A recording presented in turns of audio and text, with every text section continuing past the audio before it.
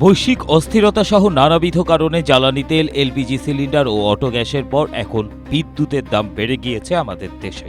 জ্বালানি তেলের দাম বৃদ্ধির প্রভাবে পরিবহন খরচ বেড়ে গিয়েছে অন্তত 10%। শাকসবজি, মাছ, তরকারি থেকে শুরু করে সব ভোগ্যপণ্যের দাম বেড়েছে। সার্বিক জীবনযাত্রার ব্যয়ের সাথে এখন আয়ের কোনো সামঞ্জস্য নেই। মূল্যস্ফীতি চলে গিয়েছে অসহনীয় পর্যায়ে।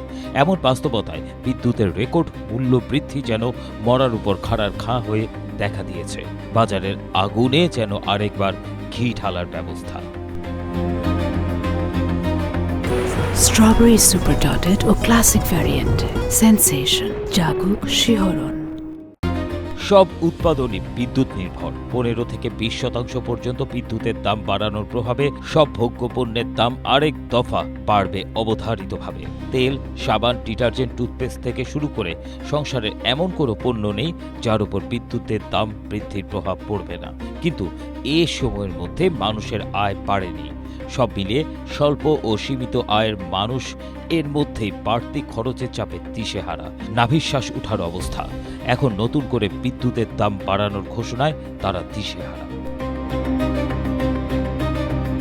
অতীতের অভিজ্ঞতা থেকে অর্থনীতিবিদরা বলছেন, সরকার এবার 15 থেকে 20% দাম বাড়িয়েছে। বছরে 10 থেকে 13,000 কোটি টাকা পর্যন্ত বাড়তি আয় করতে পারবে। কিন্তু এর বহুমাত্রিক প্রভাবে বছরে লাখ কোটি টাকা চলে যাবে জনসাধারণের পকেট থেকে। সংশ্লিষ্টরা বলছেন, জনগণের অবস্থা বিবেচনা করলে বিদ্যুতের দাম বাড়ানোর প্রস্তাব তো দূরের কথা, শুনানির আয়োজনই করার কথা নয়। তারা জানান, বিদ্যুৎ খাত থেকে ক্যাপাসিটি চার্জের নামে কোটি কোটি টাকা দুর্নীতি হচ্ছে।